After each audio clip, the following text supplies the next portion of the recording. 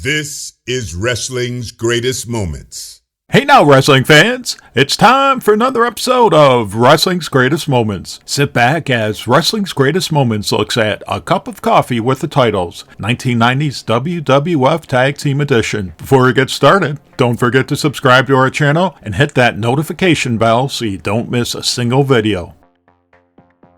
The 1990s was an odd time for tag team wrestling in the WWF, with the promotion hot potatoing tag titles from one team to another. This led to some title reigns for teams you might not consider as championship caliber, and reigns for worthy teams that should have been longer. Criteria. The criteria here are teams that held the belts for 2 weeks or less. We've also discounted teams that won the titles, only to have the win overturned, or the titles vacated. The Steiner brothers, Rick and Scott. Rick and Scott Steiner were a breath of fresh air in the WWF stagnant tag team division. By the early 1990s, the WWF lacked a strong tag team division, particularly compared to the glory days of the rock and wrestling era, 1984 to 1990. Interestingly, Rick and Scott Steiner's first reign was only 2 days. They defeated Money Incorporated at a house show on June 14, 1993. The Steiner's second reign would last 86 days. Money Incorporated. Million Dollar Man Ted DiBiase and Irwin R. Schyster, aka IRS, were an ideal pair of heels, not only because they could still work, albeit by the more relaxed style in the WWF, but because they combined two themes that fans hate: rich people who flaunt their wealth, and Internal Revenue Service agents trying to squeeze every penny out of people. As we'll see with several teams here, Money Inc. had more than one reign, and these reigns were significantly longer. On June 16, 1993, they regained the titles from the Steiners, Rick and Scott, at a house show, before dropping them back to the Steiner brothers at a June 19, 1993 house show. In this case, it's believed that WWF booked these short title reigns to entice fans to attend house shows, hoping to make fans think that the titles could change hands there and that the events were worth their time and money. The 1-2-3 Kid and Marty Jannetty. Both the 1-2-3 Kid and Marty Jannetty were good candidates for a tag team reign, as their styles complemented one another, and they seemed to be at the right points in their career for a tag team championship reign. Ironically, Jannetty and longtime Rockers partner Shawn Michaels had won the WWF Tag Team Championship from the Hart Foundation, Bret the Hitman Hart and Jim the Animal Neidhart, only for the WWF to pretend the win never happened. See our video, WWF Tag Teams that were supposed to win the WWF Tag Team Championship, for more details. Here, the 1-2-3 Kid and Marty Jannetty beat the Quebecers, Jacques and Pierre, on the January 10, 1994 edition of Raw, before dropping them back to the Quebecers on January 17, 1994. Men on a Mission. Mo and Mabel exemplified how the WWF tried to use trends to bring in fans.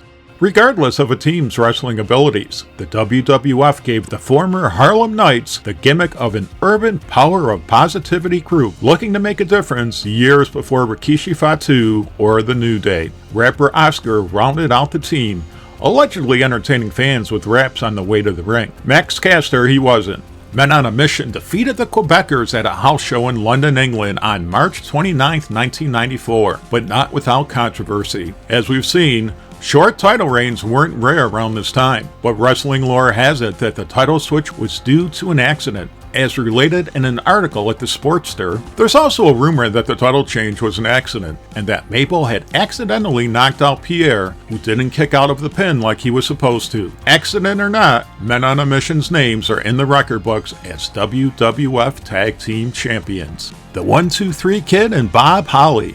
The 1-2-3 Kid and Bob Holly epitomized a team that had a cup of coffee with a championship. The two won a tournament at the Royal Rumble on January 22, 1995, defeating Bam Bam Bigelow and Native American Tatanka in the finals. Bob Holly remembers the night he won the title with the Kid. We went on right before the Rumble match itself, and I enjoyed it. I thought it was a pretty good match, and I put in a good performance. It was a nice feeling to hold that tag title belt in the air. I thought to myself, I could get used to this. However, the Kid and the former Sparky Plug dropped the belts that next night to the Smoking Guns. The sudden switch was surprising, but according to Holly, They had always wanted the titles to end up on the Gunns, so I don't know why they didn't just put them over in the tournament in the first place. I wasn't about to complain though. I thought it was a waste because me and Kid had got over as a good underdog team and would have had a run with the belts for a while, but that wasn't my call. I was going to do what I was told. This wouldn't be Bob's only WWF Tag Team title reign, but as we'll see later, his second reign was meaningless to him. Owen, Hart, and Yokozuna. As noted in our video, tag teams had ended too soon. The Owen, Hart, and Yokozuna team was a classic example of two different styled wrestlers who played to each other's strengths. Hart, a fast-paced technician with incredible submission skills, was complemented by the massive Yokozuna, whose power made him nearly unstoppable. The team had an impressive 174-day reign as champions, but seemingly lost the belts to Shawn Michaels and Diesel on September 24, 1995, at In Your House triple header. However, Owen was unable to wrestle, so the British Bulldog took his place, and the pin. The next day, two dudes with attitudes, aka Michaels and Diesel, saw their win vacated and the belts restored to Yokozuna and Owen Hart. WWE.com lists this as a second reign, but it's also less than a day long, as the Smoking Guns beat them for the title that same night. The Godwinns. By 1997, the lovable pig farmers known as the Godwinns, Henry O. Godwinn and Phineas I. Godwinn, were replaced by two angry pig farmers with a chip, or dare we say a hog, on their shoulders. October 5th, 1997's Bad Blood in Your House is remembered for many things, but not for the Godwinns' WWF Tag Team Championship win over the Headbangers. That's understandable, as the Godwinns dropped the titles 2 days later to the Legion of Doom, aka Hawk and Animal. The Godwinns would eventually ditch their pigpen portrayal for that of two redneck bounty hunters, aka Southern Justice. Kane and Mankind. Kane and Mankind were two similarly themed teams whose spooky demeanor made them seem even more dangerous. However, they couldn't defeat the all-star team of The Undertaker and Stone Cold Steve Austin at Fully Loaded In Your House. Kane and Mankind's reign ended on July 26, 1998, after just 13 days. Kane and X-Pac.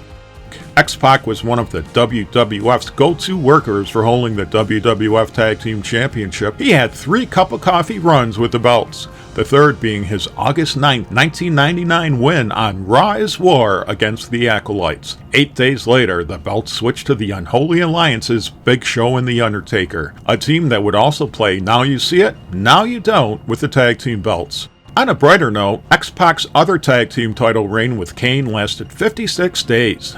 The Unholy Alliance, The Big Show, and The Undertaker. August 22, 1999, SummerSlam saw the Unholy Alliance win the belts from Kane and X-Pac, a win that on paper should have led to a lengthy title reign. Instead, The Undertaker and The Big Show lost to the next team before regaining them for another brief run. By now, the WWF was using the tag team titles as a storyline prop for its top players in several short reigns that did nothing to help the titles or establish teams that it was designed to help get over.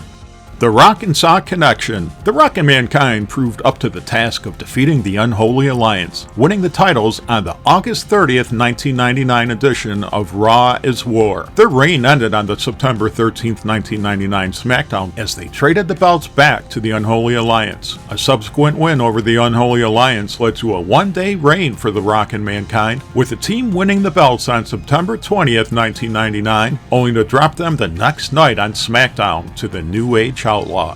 Al Snow and Mankind. The bizarre team of Al Snow and Mankind defeated the Holly Cousins, Crash and Bob, on November 2nd, 1999, but dropped them to the New Age Outlaws on November 8th, 1999. Unfortunately, this was a sign of the times, as it was rare for a champion to have a dominant reign. Sadly, the WWF treated the tag team titles as a far less prestigious belt than it did during the 1970s and 1980s.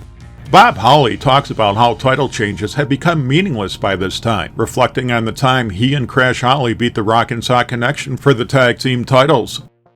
Winning the belts wasn't a pat on the back to me or Crash. We were just in the right place at the right time. They needed to get the belt off Rock and Mick, and we happened to be the team in the middle. They were moving the belts around so much at that point that they had no value anyway. I didn't have any pride in winning the titles that time. For some fans, the WWF's tag team titles never regained the glory from the 1970s and 1980s.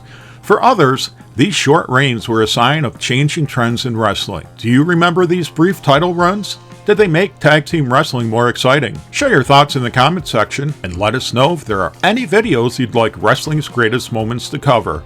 In the meantime, subscribe to our channel, follow us on X and Instagram, and spread the good news about Wrestling's Greatest Moments, the channel that celebrates the squared circle.